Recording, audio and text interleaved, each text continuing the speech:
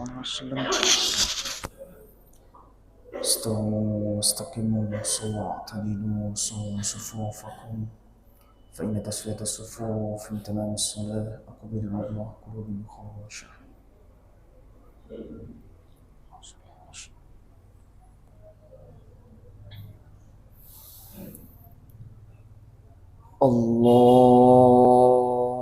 الله أكبر.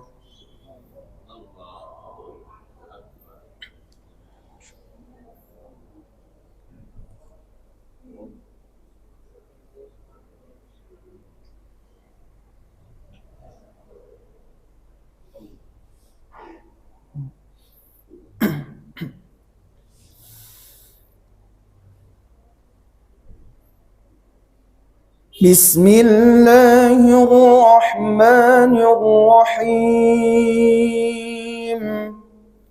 الحمد لله رب العالمين الرحمن الرحيم مالك يوم الدين إياك نعبد وإياك نستعين اهدنا الصراط المستقيم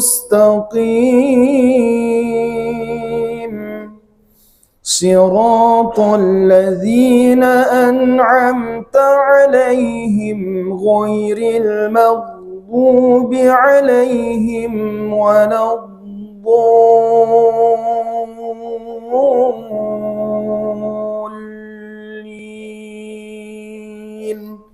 آمين.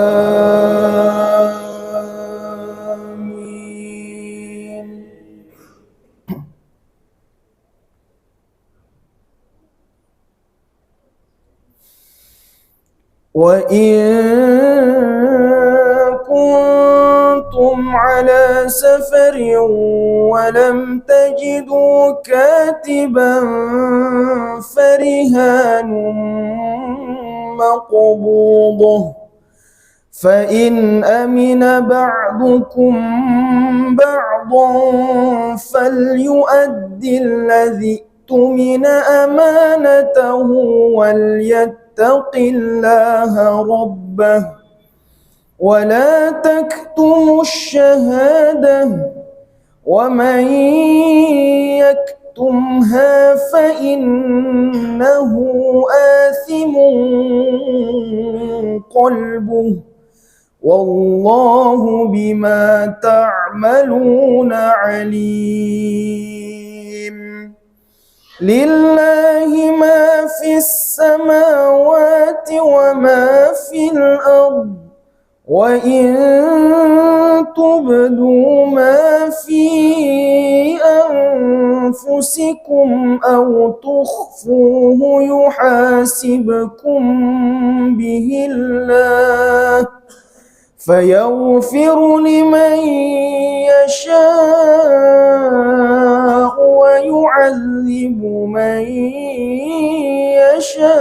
يشاء والله على كل شيء قدير. آمن الرسول بما أنزل إليه من ربه والمؤمنون كل آمن بالله وملائكته وكتبه ورسله لا نفرق بين أحد من رسله وقالوا سمعنا وأطعنا غفرانك ربنا وإليك المصير. الله أكبر.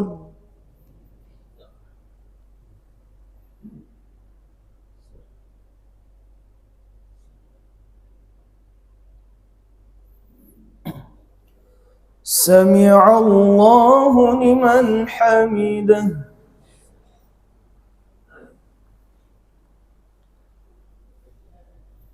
الله أكبر.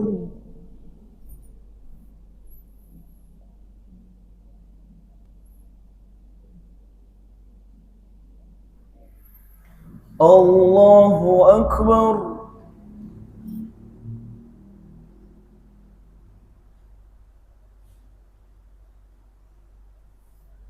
الله أكبر.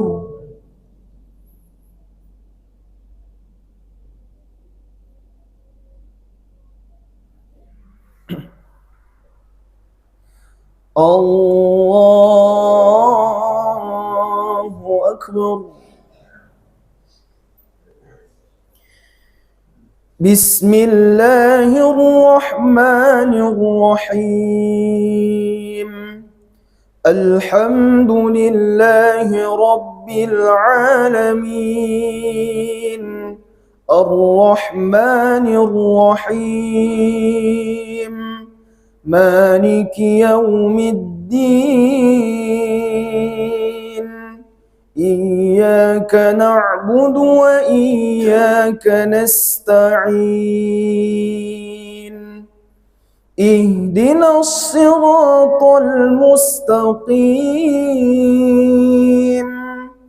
صراط الذين أنعمت عليهم غير المغضوب عليهم ولا الضالين.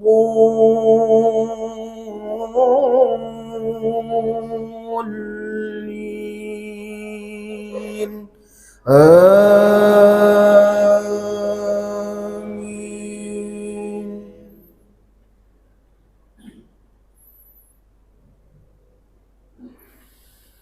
لا يكلف الله نفسا إلا وسعها، لها ما كسبت وعليها ما اكتسبت. ربنا لا تؤاخذنا إن نسينا أو أخطأنا. ربنا ولا تحمل علينا إصرا كما حملته على الذين من قبلنا. ربنا ولا تحملنا ما لا طاقة لنا به، واعف عنا واغفر لنا وارحمنا. أنت مولانا فانصرنا على القوم الكافرين. الله أكبر.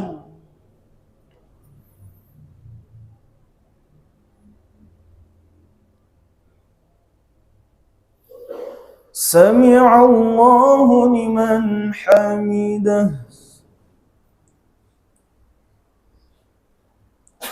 اللهم اهدنا فيمن هديت، وعافنا فيمن عافيت، وتولنا فيمن توليت، وبارك لنا فيما أعطيت، وقنا برحمتك شر ما قضيت.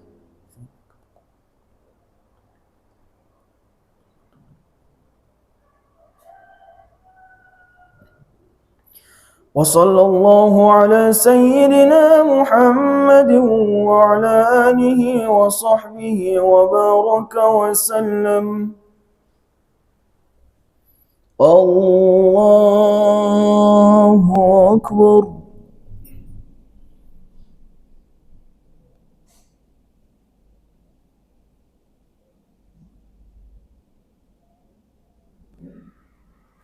الله أكبر.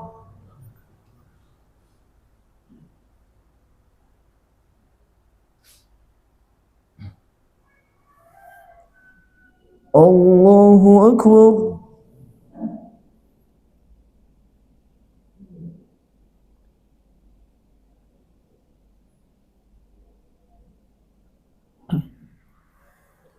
الله أكبر.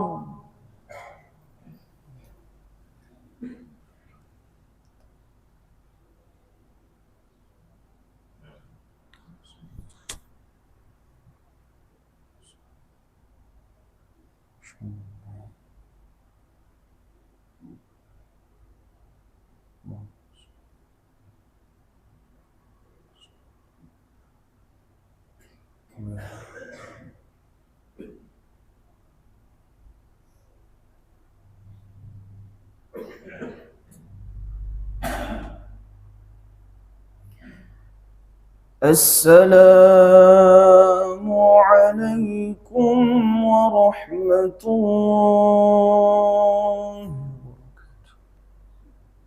السلام عليكم ورحمة الله. استغفر الله العظيم الذي لا إله إلا هو الحي القيوم وأتوب إليه. أستغفر الله العظيم الذي لا إله إلا هو الحي القيوم وأتوب إليه. أستغفر الله العظيم الذي لا إله إلا هو الحي القيوم وأتوب إليه. لا إله إلا الله وحده لا شريك له له الحمد يحيي ويميت وهو على كل شيء قدير.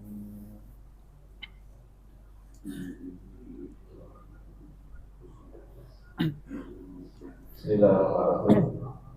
Assalamualaikum warahmatullahi wabarakatuh. Alhamdulillahirabbil alamin.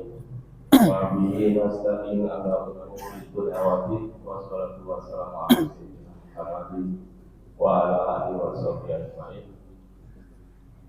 Jamaah masjid al-ikhlas yang insyaallah di bulan Allah Subhanahu wa taala.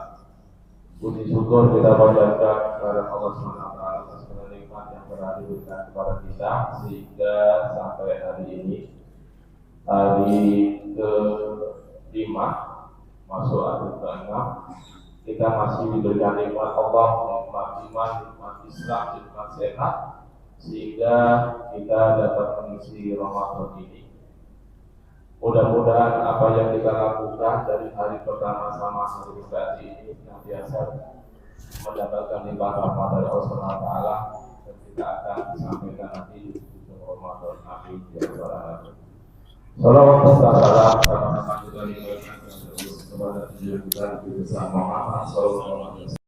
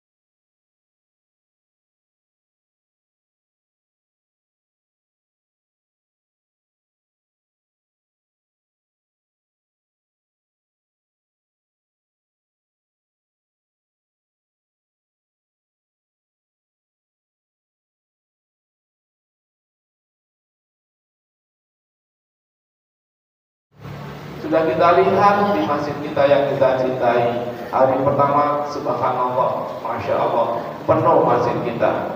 Tapi seiring waktu mulai berkurang. Mudah-mudahan ini akan menurunkan keimanan, ketakwaan kita, tapi merupakan karena masih banyak kesibukan di saudara-saudara kita, sehingga nanti di ujung kita harapkan masjid kita ini akan terisi penuh kembali. Yang kedua, puasa ini dapat membuka Islam sesuai dengan sabda Rasulullah. Didirikan Islam itu atas 5 sendi: mengakui bahwa tiada Tuhan melainkan Allah, Muhammad itu pesuruh Allah, mendirikan sholat, membayar zakat, berpuasa di bulan Ramadan, dan haji ke Baitullah. Hadis riwayat Bukhari dan Muslim. Jadi apabila kita tidak mau melaksanakan, bagaimana kita mendirikan agama kita, agama Islam? Yang ketiga, hikmah yang ketiga adalah turunnya Al-Quran yang menjadi petunjuk kepada manusia sesuai dengan firman Allah dalam surat Al-Baqarah. Bulan Ramadan adalah bulan yang di dalamnya diturunkan Al-Quran sebagai petunjuk bagi manusia dan penjelasan serta sebagai pembeda antara hak dan yang batil. Maka dengan puasa ini juga kita diajarkan mana yang benar, mana yang salah. Maka apabila kita belum bisa membedakan mana yang benar dan mana salah, maka ibadah puasa kita masih belum kita laksanakan dengan sungguh-sungguh. Yang keempat, yaitu hikmah yang keempat, puasa ini akan menghapuskan segala dosa yang lalu, sebagaimana sabda Rasulullah SAW diwariskan dalam hadis riwayat Ahmad dan Ashabus Sunan. Siapa yang berpuasa pada bulan Ramadan karena keimanan dan mengharapkan ridho Allah, maka akan diampuni segala dosanya bersama. Maka ini yang harus kita perjuangkan, akan kita tekankan dalam kehidupan sehari-hari. Mudah-mudahan kita bisa menikmati itu nantinya. Dan yang ketiga, kita sampaikan hanya 5 saja. Mudah-mudahan nanti ada waktu lagi. Yang kelima adalah di Ramadan itu dibukakan pintu surga, ditutup pintu neraka, dan setan dibelenggu. Kita bisa merasakan sendiri.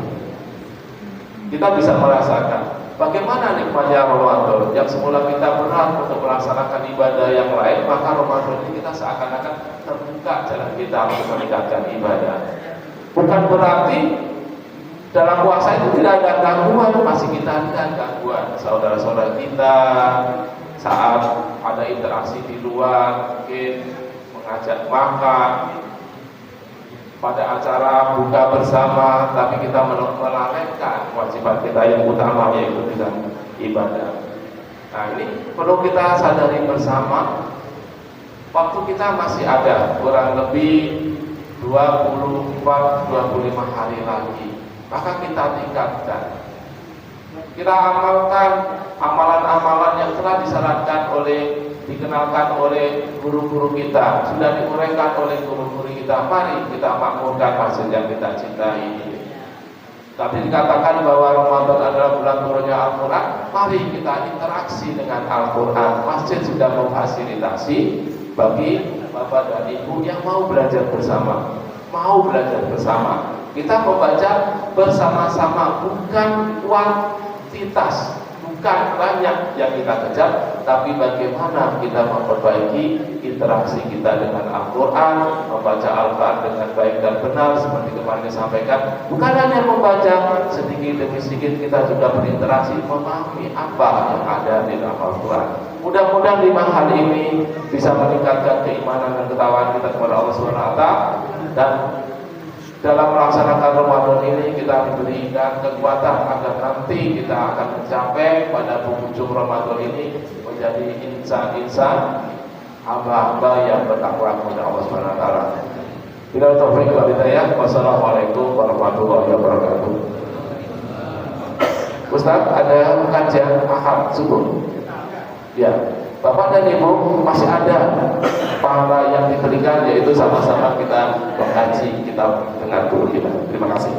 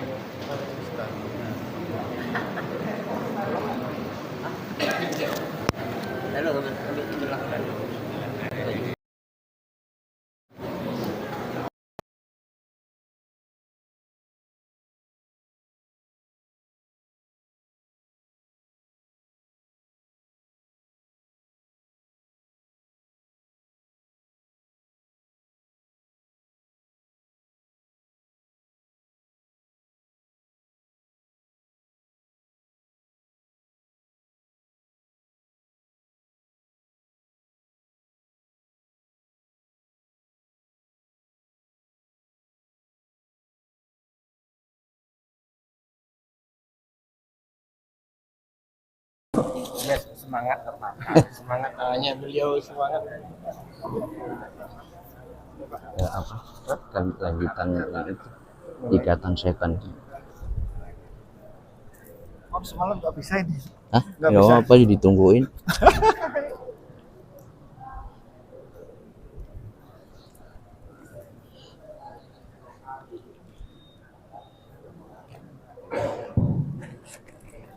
Bismillahirrahmanirrahim. Assalamualaikum warahmatullahi wabarakatuh.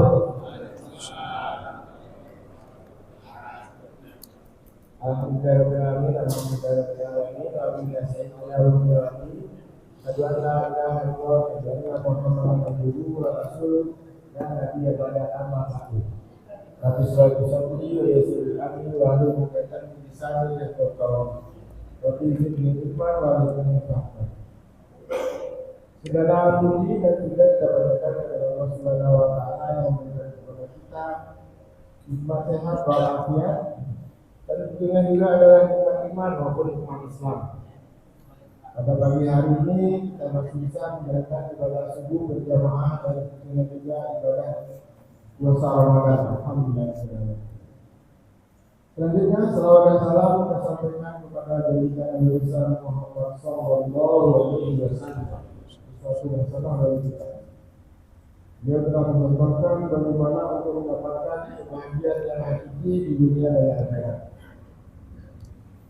Dan semoga juga kita berharap mendapatkan syafaat dari Nabi itu dari Allah di yaumul akhir nanti. Dan salam kita sampaikan juga kepada para sahabat maupun kepada umat yang menjalankan sunnah kita sampai akhir zaman. Baik Bapak, Ibu, sebelum dimulai kajian kita seperti biasa setiap ahad pagi kita melakukan kajian, kita bacakan dulu surat Al-Fatihah. Al-Fatihah.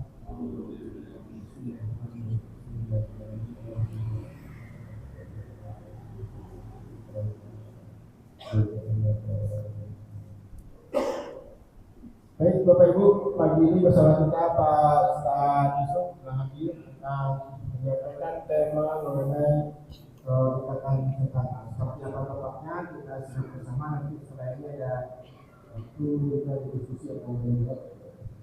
Kepada Pak Ustaz kita persilakan. Kasih Faji. Bismillahirrahmanirrahim. Assalamualaikum warahmatullahi wabarakatuh. Alhamdulillahirabbil alamin. Wa bihi nasta'inu ala umurid dunya waddin.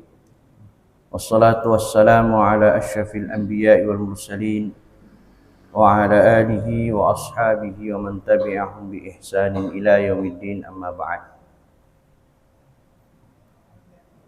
Bapak dan Ibu hadirin wal hadirat yang dimuliakan Allah Subhanahu wa taala, alhamdulillah hari ini kita bisa melanjutkan kajian Ahad pagi kita yang rutin kita laksanakan di setiap Ahad pagi, baik di luar Ramadan maupun di dalam bulan suci Ramadan.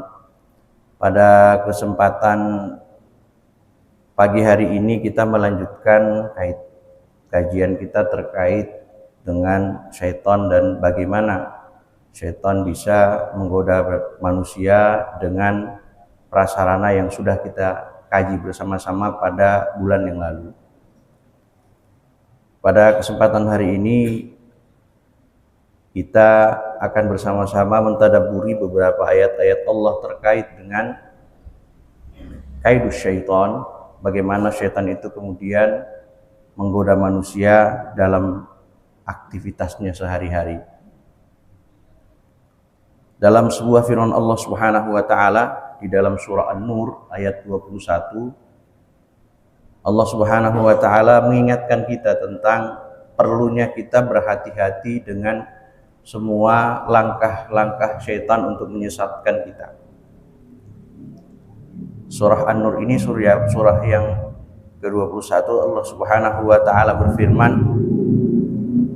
Ya ayyuhalladzina amanu la tattabi'u khutuwatis syaitan wa may yattabi' khutuwatis syaitan fa innahu ya'muru bil fahsya'i wal munkar walaula fadlullahi 'alaikum wa rahmatuhu ma zaka minkum min ahadin abada walakinnallaha yuzakki man yasha wallahu sami'un alim. Hai orang-orang yang beriman, janganlah kalian mengikuti khutuwatus syaitan, langkah-langkah tipu-tipu daya syaitan. Wa may yattabi' khutuwatus syaitan, dan barang siapa yang mengikuti langkah-langkah syaitan, fa innahu ya'muru bil fahsya'i wal munkar. Sesungguhnya syaitan itu memerintahkan kalian untuk berbuat keji dan kemungkaran. Walaula fadlullahi 'alaikum wa rahmatuhu, seandainya tidak ada kemuliaan dan rahmat Allah yang meliputi kalian, ma zaka minkum min ahadin abada, tidak ada satupun dari kalian yang selamat dari godaan syaitan tersebut. Walakinnallaha yuzakki man yasha, tapi Allah Subhanahu wa taala mensucikan orang-orang yang Ia kehendaki. Wallahu sami'un alim, sesungguhnya Allah Maha mendengar lagi Maha mengetahui. Bapak Ibu yang dirahmati Allah, ini perintah yang Allah berikan kepada kita untuk lebih berhati-hati dalam menjalani kehidupan kita, karena ada satu golongan makhluk yang memang bertugas untuk menyesatkan manusia, dan kelompok ini masuk dalam kategori syaitan. Syaitan ini Allah ingatkan kita, janganlah kalian mengikuti langkah-langkahnya, mengikuti apa yang diajarkan oleh syaitan kepada kalian. Karena syaitan itu akan selalu memerintahkan kita untuk berbuat keji dan kemungkaran. Dan Allah kuatkan bahwa seandainya tidak ada kemuliaan Allah, tidak ada rahmatnya yang meliputi kita. Nah, ini kita harus pahami dengan baik. Seandainya tidak ada kemuliaan, kekuasaan dan rahmat Allah yang meliputi kita, maka tidak ada satupun di antara kita yang akan bisa selamat dari godaan syaitan tersebut. Karena itu syaitan juga meyakini dan menyadari bahwa mereka yang bisa selamat dari godaan-godaan syaitan tadi adalah orang-orang yang dekat dan ikhlas beribadah kepada Allah. Sehingga yang menguatkan kita untuk lepas dari gangguan syaitan dan godaan syaitan tadi, yang menjerumuskan kita pada perbuatan keji dan kemungkaran, adalah dekatnya kita kepada Allah Subhanahu wa taala. Dan Allah tegaskan bahwa walakinnallaha yuzakki man yasha, bahwasanya Allah Subhanahu wa taala akan membersihkan, mensucikan, mengamankan orang-orang tertentu yang Allah kehendaki dari godaan syaitan tersebut. Wallahu sami'un alim, sesungguhnya Allah Maha mendengar lagi Maha mengetahui. Bapak dan Ibu yang dirahmati Allah Subhanahu wa taala, pada pertemuan yang lalu kita sudah mengkaji bersama-sama tentang pintu-pintu apa yang syaitan lalui untuk menggoda kita, dan sarana apa yang telah Allah berikan kepada syaitan untuk menggoda kita. Tadi kita sudah baca satu firman Allah untuk mengingatkan kita berhati-hati dengan itu. Caranya apa? Kuatkan keimanan dan ketakwaan kita kepada Allah, biar Allah nanti dengan kekuasaan dan rahmatnya melindungi kita dari kesesatan godaan syaitan tersebut. Hadirin yang dimuliakan Allah, bagaimana syaitan menggoda kita? Yang pertama, ada yang diistilahkan oleh para ulama dengan tazyinul a'mal. Apa itu? Syaitan membuat perbuatan buruk kita baik menurut kita. Bukan baik menurut Allah dan Rasulnya, tapi baik menurut kita. Seakan-akan perbuatan buruk yang kita lakukan itu adalah kebaikan. Padahal sesungguhnya di mata Allah itu adalah sebuah kemaksiatan, itu adalah sebuah langkah setan yang kita ikuti. Allah Subhanahu wa taala menyampaikan kepada kita bahwa wa izayyana lahumus syaitanu a'malahum, ketika syaitan mencoba untuk membuat amal-amal buruk kita, perbuatan buruk kita, memperindah perbuatan buruk kita. Faqala la ghaliba lakumul yawma minan nas. Kemudian syaitan mengatakan kepada kita, tidak ada manusia pun yang bisa mengalahkan kalian hari ini karena perbuatan yang kalian lakukan. Wa inni jarul lakum, sesungguhnya kami bahagian dari pembela kalian. Ini syaitan kalau lagi goda kita. Jadi dia bilang, lakuin aja perbuatan buruk yang kamu lakukan, tidak ada orang yang bisa menghalangi kamu. Hari ini kamulah pemenangnya, hari ini kamulah orang yang paling hebat. Dan syaitan memberikan dukungannya, wa inni jarul lakum, sesungguhnya aku, atau kata iblis, kata syaitan, sesungguhnya aku bersama kalian. Falamma tara'atil fi'atan, maka ketika dua kelompok sudah bertemu, ini dua orang mukmin dalam satu riwayat, dua kelompok orang mukmin yang sama-sama mengaku beriman kepada Allah Subhanahu wa taala. Sama-sama mengaku taat kepada Allah Subhanahu wa taala. Karena godaan syaitan yang mereka terima dan mereka menerima godaan syaitan tersebut, jadilah dua kelompok yang mengaku beriman ini berhadapan dalam sebuah pertempuran. Yang katanya dua-duanya membela kebenaran. Nah, ini permainan syaitan seperti ini. Falamma tara'atil fi'atan nakasa ala aqibai. Ini kerjanya syaitan. Ketika dua kelompok itu sudah bertemu dalam sebuah medan pertempuran, nakasa ala aqibai, dia meninggalkan dua kelompok itu. Dibiarkan dua kelompok itu berhadap-hadapan. Dibiarkan dua orang mukmin itu berhadapan untuk saling menumpahkan darah. Apa kata syaitan? Inni bari'um minkum, kami terlepas dari perbuatan kalian berdua. Jadi dia panas-panasi kita untuk melakukan satu perbuatan yang sesungguhnya buruk di mata Allah, tapi dipercantik oleh syaitan. Ini disebut dengan tazyin, memperindah sesuatu. Ketika kita sudah melakukan perbuatan itu, syaitan akan mengatakan, inni bari'um minkum, kami berlepas diri dari kalian. Inni ara ma la taraun, sesungguhnya kami, kata syaitan, kata iblis, bisa melihat apa yang kalian tidak bisa lihat. Inni akhafullah, sesungguhnya kami takut kepada Allah. Sesungguhnya syaitan itu, sesungguhnya iblis itu takut kepada Allah. Wallahu syadidul iqab, dan Allah maha dahsyat azabnya, iqabnya. Jadi kerjanya syaitan begitu, Pak. Dia melakukan tazyinul a'mal. Dia menunjukkan seakan-akan perbuatan baik kita itu adalah sebuah kebaikan. Nah, ketika kita melakukan perbuatan itu, lalu kita menganggap perbuatan baik, perbuatan buruk itu sebagai sebuah kebaikan, pada saat kita sudah melaksanakannya, setan pergi ninggalin kita. Kalau bahasanya gini lah, ngapain lagi gua godain, orang udah jadi setan juga.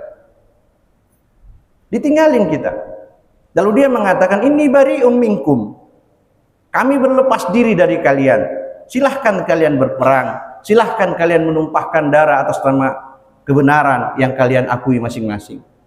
Berperanglah dua kelompok muslim. Lalu mereka mengatakan, inni ara ma la taraun. Kata iblis, kata syaitan, kami bisa melihat apa yang kalian tidak bisa lihat. Inni akhafullah. Coba, syaitan juga ternyata takut sama Allah. Iblis juga takut sama Allah. Ketika kita sudah terperangkap dengan godaan syaitan itu, maka dia kembali mengatakan, kami berlepas diri dari kalian, kami sesungguhnya takut kepada Allah. Ini yang pertama. Yang kedua, yang dilakukan iblis adalah talbis. Ini berasal dari kata iblis, talbis, atau yang dilakukan oleh iblis dan kelompoknya dan bala tentaranya. Apa itu? Menipu. Dia menipu kita, menampakkan kebatilan itu seperti sebuah kebaikan.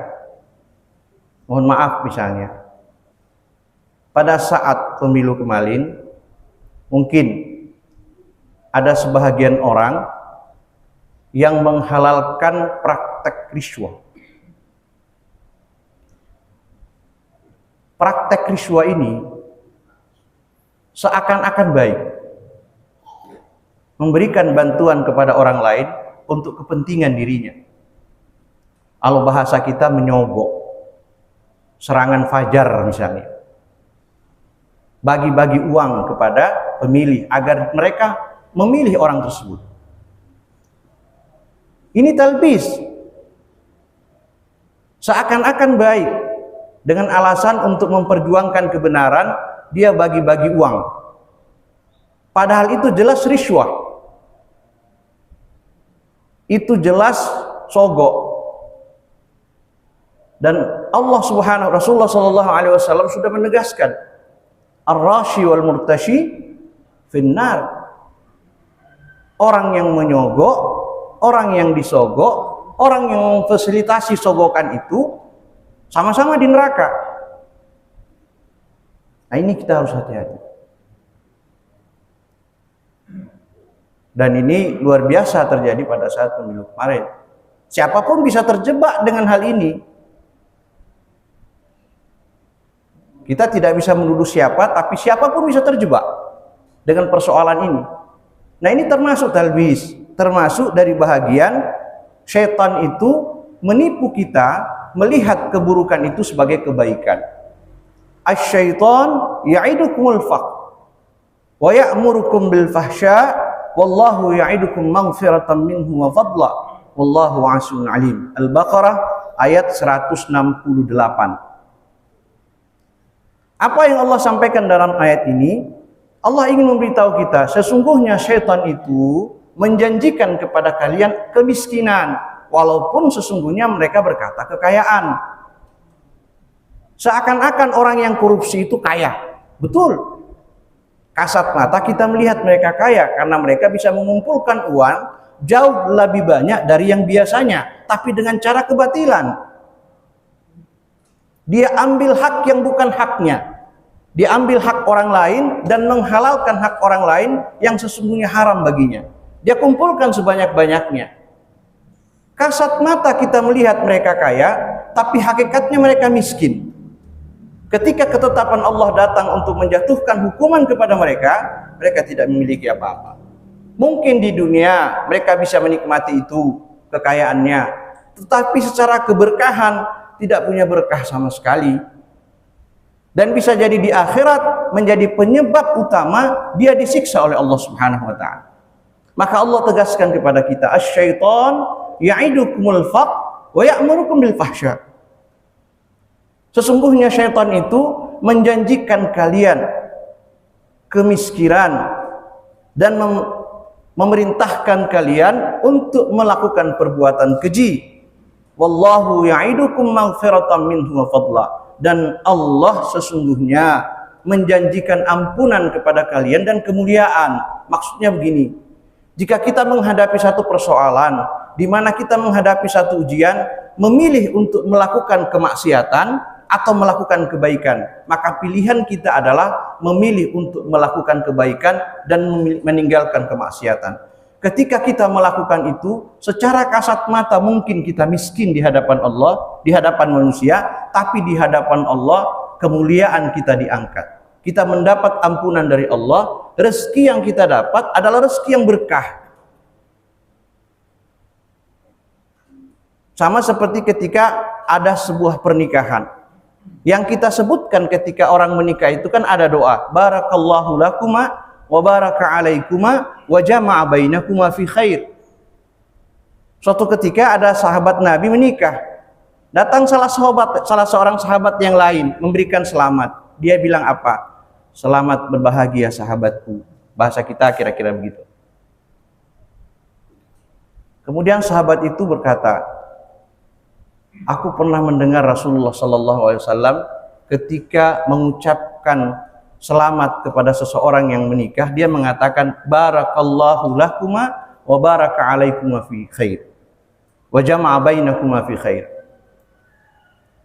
Semoga Allah memberkahi kalian berdua dan semoga Allah memberkahi seluruh kehidupan kalian berdua dan menggabungkan, menyatukan kalian dalam kebaikan di hadapan Allah Subhanahu wa taala.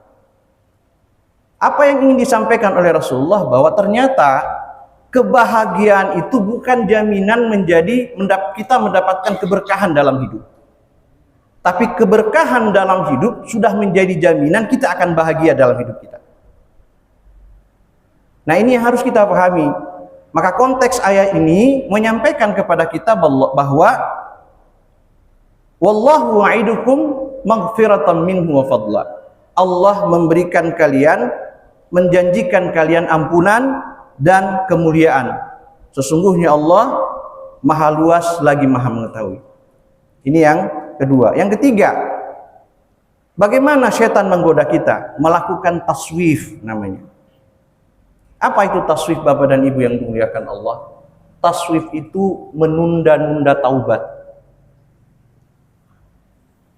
Usia saya masih 25 tahun.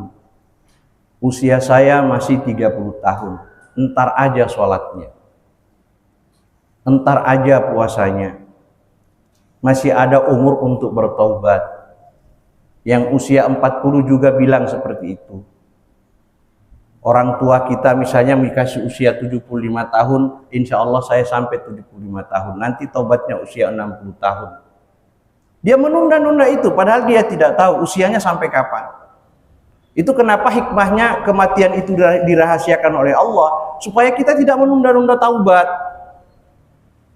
Seandainya kita tahu kapan kita meninggal, saya yakin masjid ini kosong, Pak. Kenapa? Kita akan menunggu saatnya nanti kita meninggal, karena kita paham Allah itu maha pengampun. Sebesar apapun maksiat dan dosa kita, ketika kita datang dan mengajukan taubat kepada Allah, Allah hapus itu semua, diganti menjadi kebaikan-kebaikan. Wa man taba wa amana wa amila amalan salihah yubaddilullahu sayyiatin hasanat wa kana Allahu ghafurur rahima. Barang siapa yang datang bertaubat kepada Allah, lalu dia mengubah amal buruknya menjadi amal-amal kebaikan. Apa yang Allah lakukan? Yubaddilullahu sayyiatin hasanat. Allah menggantikan perbuatan dosanya, dosa-dosanya yang sekian banyak itu menjadi kebaikan-kebaikan yang jumlahnya sama. Kalau konsep ini kita pahami, lalu Allah membatasi usia kita dan kita tahu batas usia kita, saya yakin kita tidak akan pernah menginjak masjid kecuali saatnya ajal kita mendekat. Tapi hikmahnya Allah rahasiakan kematian itu. Supaya apa? Kita tidak menunda-nunda taubat kita. Tidak ada alasan hari ini bahwa hidayah itu tidak datang kepada kita. Hidayah ada sama kita. Yang membuat kita tidak bisa menjalankan hidayah itu karena kita membuat diri kita sendiri jauh dari Allah. Karena itu Allah sampaikan kepada kita, ketika nanti di akhirat orang-orang munafik mengatakan yunadunahum alam nakum ma'akum. Ini ketika orang-orang sudah terpisah, ada yang masuk neraka, ada yang masuk surga. Orang-orang di neraka bilang begini, alam nakum ma'akum, bukankah kami dulu bersama kalian?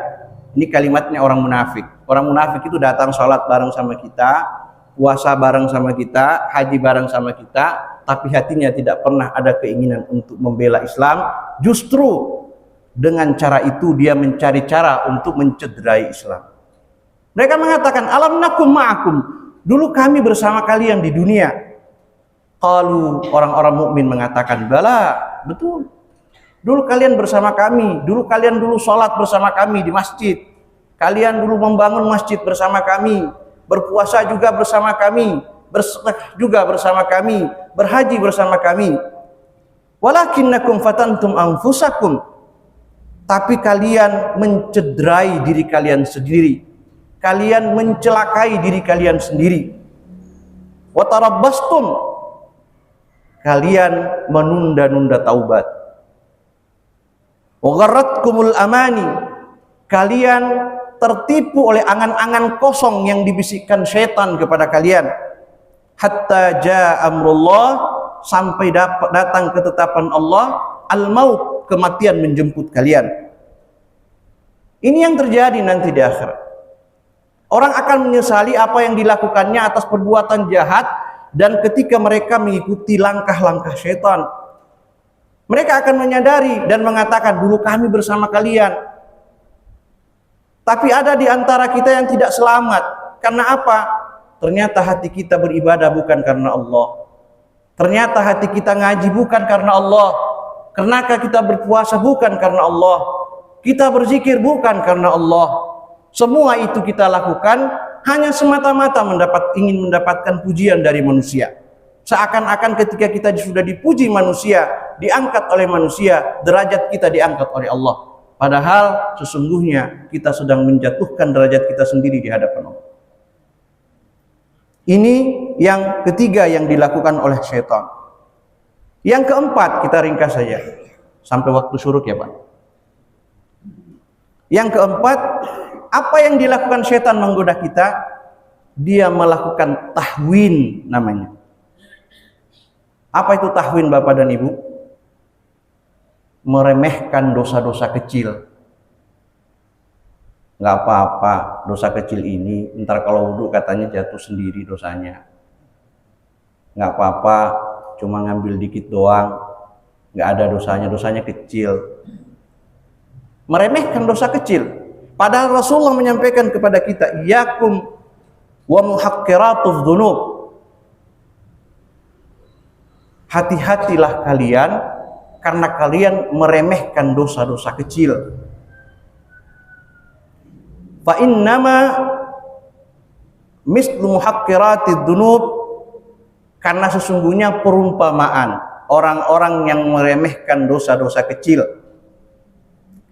Kaqaumin nazalu fi batni wadin, seperti sekelompok orang yang datang dalam sebuah lembah.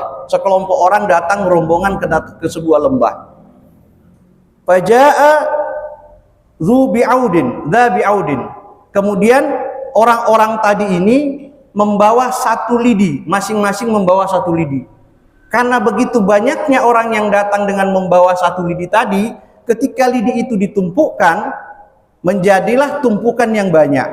Kata Nabi, hantafdaju khubzatahum, sampai akhirnya lidi yang satu biji-biji tadi itu ketika dikumpulkan bisa memasak makanan mereka. Lidi mungkin satu tidak ada manfaatnya, tapi ketika itu dikumpulkan menjadi sekelompok lidi, taruhlah sapu lidi. Kalau kita pakai satu untuk nyapu, kayaknya nggak ada manfaatnya. Kayaknya nggak bisa, kecuali tusuk itu sampahnya. Kalau satu nggak bisa bergerak itu sampah. Tapi begitu lidi dikumpulkan menjadi sebuah sapu lidi, kemudian digunakan untuk menyapu, akan lebih cepat kita membersihkan sesuatu. Itu gambaran muhaqqirat. Itu gambaran orang yang merendahkan dosa-dosa kecil. Seakan-akan dosanya cuma lidi biasa. Tapi ketika lidi itu dikumpulkan, dosa-dosa kecil itu dikumpulkan menjadi sebuah dosa besar yang bisa mematikan hatinya. Yang dalam Al-Quran Allah sebutkan, thumma qasat qulubukum min ba'di dzalika fahiya kal hijarah aw ashaddu qaswa. Fa inna minal hijarati lama yatafajjaru minhul anhar wa inna minha lama yashaqqu fayakhruju minhul ma' wa inna minha lama yahbitu min khasyatillah. Apa kata Allah? Ketika kalian meremehkan dosa-dosa kecil tadi, ketika kalian meremehkan peringatan-peringatan yang datang dari para ulama, ketika kalian meremehkan nasihat-nasihat yang datang daripada para guru-guru kita, apa kata Allah? Kemudian hati kalian menjadi membeku. Tsumma qasat qulubukum, membeku, keras, bahkan lebih keras daripada batu. Fahiya kal hijar aw ashaddu qaswa, bahkan lebih keras dari batu. Padahal batu itu kata Allah, fa inna minal hijarati lama yatafajjaru minhul anhar, Padahal dari batu itu bisa terpancar mata air. Wa inna minha yashaqqaqu fayakhruju minhul ma. Bisa jadi juga dari batu itu pecah, membelah, di luar dari belahan itu keluarlah sungai-sungai. Wa inna minha lama yahbitu min khasyatillah. Bahkan ada batu-batu yang begitu besar karena takutnya kepada Allah, dia jatuh dari angkasa ke bumi karena taatnya kepada Allah. Kenapa itu terjadi? Karena kita meremehkan dosa-dosa kecil tadi. Kita menganggap perbuatan-perbuatan maksiat ini, yang kecil-kecil tadi, yang remeh-temeh tadi, kita remehkan dan kita tidak peduli untuk bertaubat kepada Allah Subhanahu wa taala. Ada satu konsep yang Rasulullah ajarkan kepada kita. Riwayat Ibnu Mas'ud, Rasulullah bersabda, "Innal mu'min yara dhunubahu ka'annahu qa'idun tahta jabalin yakhafu an yaqa' alaih." Sesungguhnya orang-orang mukmin itu melihat dosa-dosa mereka, sekecil apapun dosa itu. Orang mukmin itu ketika melihat dosa-dosa mereka, ka'annahu qa'idun tahta jabalin, seakan-akan dia duduk di sisi sebuah gunung yang sangat besar. Yakhafu an yaqa' alaihi, dan dia sangat takut jangan sampai gunung itu menimpa dirinya. Di orang mukmin kalau melihat dosanya itu seperti ada gunung yang diangkat oleh Allah lalu mau ditimpakan kepadanya. Itu orang mukmin melihat dosa. Lalu Rasulullah menyampaikan, wa innal fajir, adapun orang pelaku maksiat, adapun orang yang merendahkan dosa-dosanya, menganggap remeh dosa yang dilakukannya, yara dhunubahu, dia melihat dosanya kadzubabin marra ala anfihi, seperti lalat yang lewat depan hidungnya. Kita kan biasa ada lalat lewat, coba ditepuk begitu terus lalatnya pergi. Itu fajir, orang-orang yang berbuat maksiat, orang-orang yang meremehkan dosa kecil, seakan-akan melihat dosanya itu seperti lalat yang hinggap di hidungnya, kecil. Faqala bihi hakadha, lalu orang fajir tadi ketika melihat lalat itu ada di hidungnya, dia cuma menepisnya biasa. Itulah perbedaan cara pandang seorang mukmin dengan fajir, orang-orang yang berdosa terhadap dosa yang mereka lakukan. Nah, kita ada di posisi mana? Apakah kita berada pada posisi orang yang beriman, yang melihat dosa itu bukan persoalan sederhana? Itu adalah persoalan yang harus kita perbaiki dengan taubat kita kepada Allah Subhanahu wa taala. Bapak dan Ibu yang dirahmati Allah Subhanahu wa taala. Kemudian selanjutnya, bagaimana setan menggoda kita? Setan menggoda kita dengan tai'as. Apa itu? Berputus asa, Pak. Usaha kita gagal, putus asa kita. Nggak mau lagi berusaha, nggak mau lagi bekerja, tidak mau lagi mencari cara untuk bisa menafkahi keluarga misalnya. Bekerja ini gagal, bekerja itu gagal, putus asa dia. Padahal Allah sampaikan kepada kita bahwa rahmat Allah itu maha luas. Nah, itu setan masuk ke situ, iblis masuk ke situ menggoda kita. Dia membuat kita putus asa dari sebuah perbuatan. Bahkan yang lebih parah lagi, ketika ada orang yang melakukan kemaksiatan, ada orang yang melakukan dosa, lalu dia merasa dia tidak mau bertobat lagi karena dia merasa tidak mungkin Allah mengampuni dosanya. Padahal Allah sampaikan, inna rahmati taghlubu ghadabi, dalam sebuah hadis qudsi. Sesungguhnya kasih sayangku, kata Allah, sesungguhnya rahmatku itu mengalahkan amarahku. Jadi Allah bisa marah, Allah bisa murka, tapi rahmat Allah itu bisa mengalahkan kemurkaan Allah. Bayangkan, ada orang yang melakukan kemaksiatan sebegitu banyak. Kalau dalam satu riwayat, dalam sebuah kisah Israiliyat, itu ada orang yang melakukan dosa membunuh 99 orang. Kita tahu betul kisah ini. Pada satu perjalanan dia datang ke seorang rahib. Dia minta, adakah cara Allah mengampuni dosa saya? Kata rahib, tidak ada lagi. Dibunuh rahibnya jadi 100. Melanjutkan perjalanannya mencari, siapa yang bisa menjelaskan kepadanya bahwa dosanya bisa diampuni? Datanglah dia kepada seorang mukmin yang takwa kepada Allah. Dia tanya, masih mungkinkah Allah mengampuni dosa saya? Karena saya sudah melakukan perzinahan yang begitu banyak, saya sudah membunuh 100 orang. Kata orang tadi, inna rahmati, sesungguhnya rahmat Allah mengalahkan amarahnya.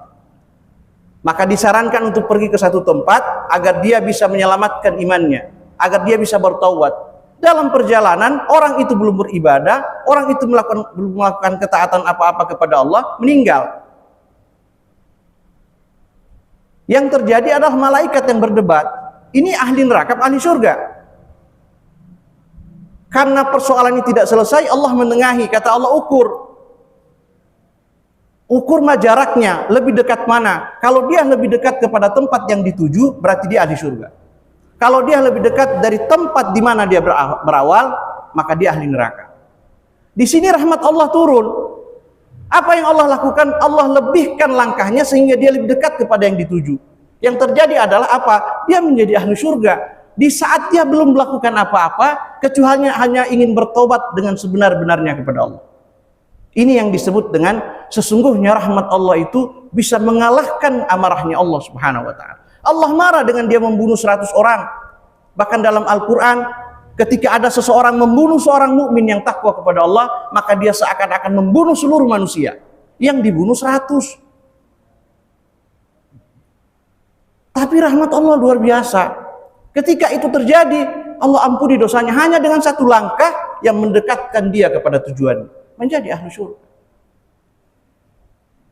Nah, setan masuk ke situ, membuat kita putus asa dari perbuatan kita, membuat kita merasa nggak mungkin Allah ampuni saya. Banyak orang yang seperti ini, putus asa untuk bertobat, sampai dengan alasan itu dia terus melakukan kemaksiatan di jalan Allah. Bapak Ibu yang dirahmati Allah Subhanahu wa ta'ala, maka Allah sampaikan kepada kita dalam surah Az-Zumar ayat 53, Qul ya ibadiyalladzina asrafu ala anfusihim la taqnatu min rahmatillah la taqnatu min rahmatillah innallaha yaghfirudz dzunuba jami'a. Ini nasihat buat kita semua dari firman Allah. Makanya tadi juga Ustaz Gatot menyampaikan kepada kita, kalau ngaji jangan sekedar ngaji sekarang. Ayo baca terjemahnya supaya kita ada paham dari apa yang kita baca. Tidak sekedar mencari pahala untuk ngaji saja. Betul, satu ayat itu pahalanya 10 kebaikan. Kita baca sekian banyak, kita dapat pahala. Tapi cari pahala yang lebih banyak lagi dengan memahami apa yang kita baca. Sehingga pahala kita bukan saja 10 kali lipat per setiap ayat, tapi ada kelipatan yang lain yang jauh lebih besar daripada sekedar pahala membaca Al-Quran. Itu pahala memahami, apalagi mengamalkan isinya. Apa kata Allah? Qul ya ibadi, katakan Muhammad kepada hamba-hambaku, wahai hambaku, la taqnatu min rahmatillah alladzina asrafu ala anfusihim, yang berlebih-lebihan melakukan kemaksiatan terhadap dirinya. La taqnatu min rahmatillah, jangan pernah putus asa dari rahmat Allah. Itu Pak perintah. Apapun yang kita hadapi hari ini, apapun yang kita lakukan hari ini, pekerjaan kita mungkin gagal, pekerjaan kita mungkin lagi tidak baik, jangan putus asa, terus bekerja. Yang salah itu ketika kita tidak melakukan apa-apa. Kalau kita gagal berarti kita terus bekerja. Persoalannya di mana nanti kita akan menemukan yang terbaik, itu Allah yang menentukan. Innallaha la taqnatu min rahmati, innallaha yaghfiru dzunuba jami'a. Sesungguhnya Allah mengampuni seluruh dosa-dosa kita. Ada satu firman Allah. Kata Allah, innallaha yaghfiru dzunuba, sesungguhnya Allah mengampuni seluruh dosa-dosa kecuali kemusyrikan. Pak, kalau ada orang meninggal dalam kondisi musyrik, betul Allah tidak akan ampuni dosanya.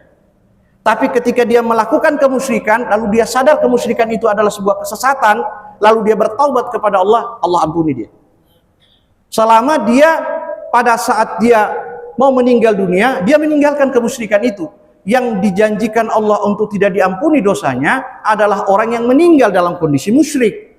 Tapi kalau ada orang yang pernah melakukan kemusyrikan, lalu dia bertobat dari kemusyrikan tadi, mengakui bahwa itu sebuah kesalahan, itu sebuah kekhilapan, lalu bertobat kepada Allah dan kembali kepada Allah, wasi'at rahmatuhu, rahmat Allah mengampuninya, rahmat Allah meliputi mereka sehingga mereka mendapat ampunan dari Allah Subhanahu wa taala. Bapak dan Ibu yang dirahmati Allah Subhanahu wa taala, mungkin ini saja yang bisa saya sampaikan pada kesempatan pagi hari ini. Mudah-mudahan kita semua bisa mentadaburi ayat-ayat Allah yang mengingatkan kita betapa kaidus syaitan itu selalu hadir dalam kehidupan kita, yang bisa menyelamatkan kita sekali lagi rahmatnya Allah dan ampunan Allah.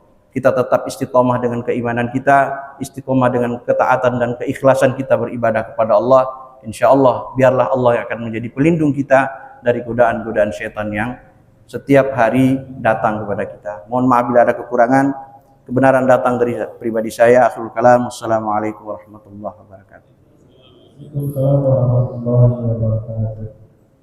Jika tadi disampaikan ada beberapa hal bagaimana rencana setan untuk menggoda manusia. Jadi mengikat manusia seperti tadi sudah dijelaskan antara lain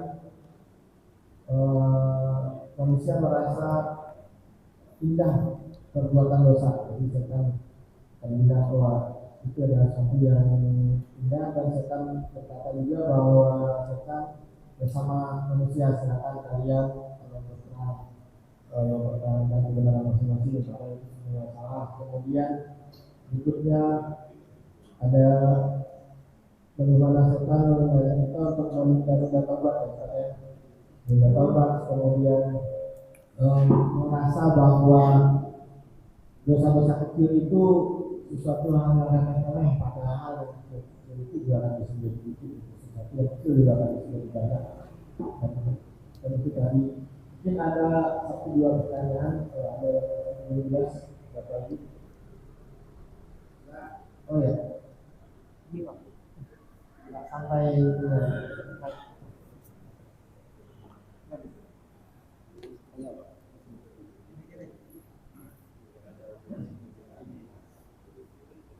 Assalamualaikum warahmatullahi wabarakatuh. Waalaikumsalam. Karena di Pak kan bilang setan itu kan suka menggoda kita.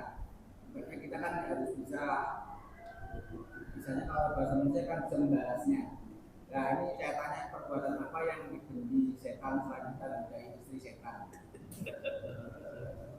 Gimana? Ya, jadi perbuatan apa yang paling dibenci setan selain kita godain istri setan? Godain istri setan. Godain istri setan lain.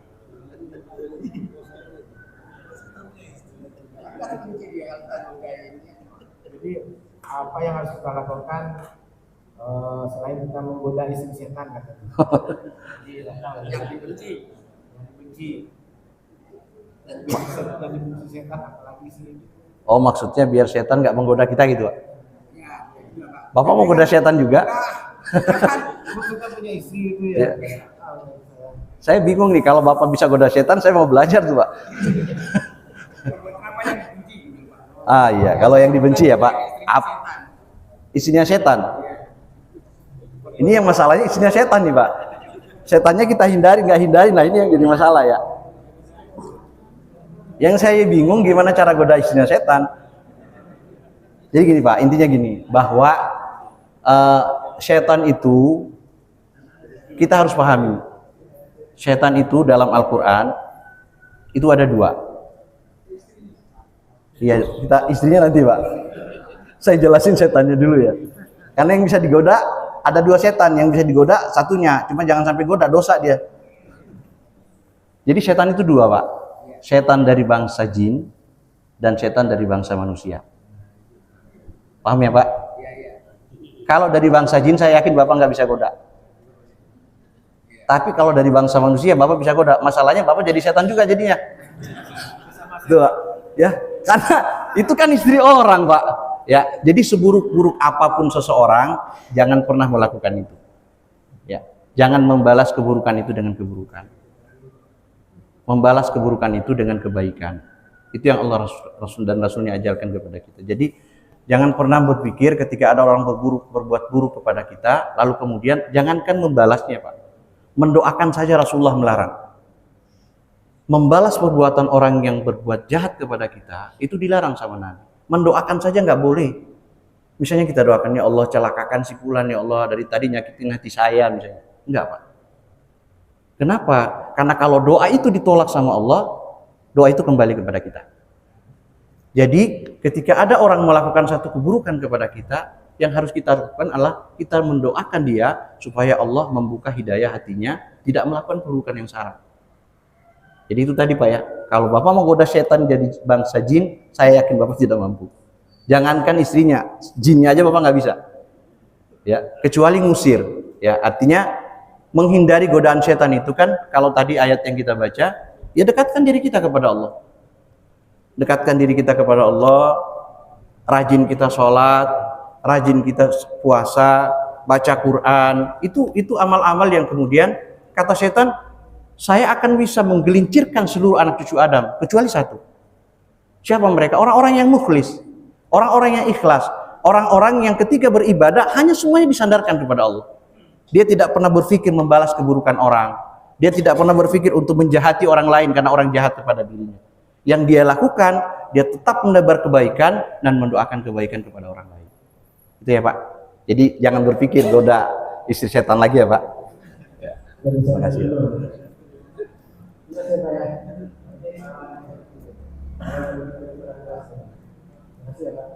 Ada satu lagi. Lagi ya. Itu. Bisa tidur. Malam. Kalau beliau. Itu Pak. Ada. Oh iya. Tadi saya sampaikan itu dari Pak Alam Pak. Oh iya. Ibu barangkali. Ibu ya Bu, sebelah kanan. Alhamdulillah ya. Jadi pagi ini tidak ada snack yang Bapak Ibu ya. Jadi mohon maaf kalau saya tidak menyediakan nantinya puasa itu. Tanya aja Pak, pertanyaan. Nanti pas berbuka. Sore Pak, buka puasa Pak. Kopinya sore sama teh sore, nggak apa-apa. Tentu saja kajian pagi hari ini Pak dengan hamdalah dan doa alhamdulillah.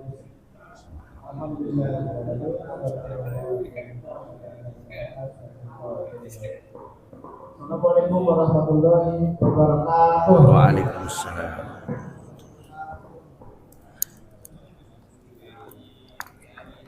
Assalamualaikum. Sehat. Suruh jadi setan dulu.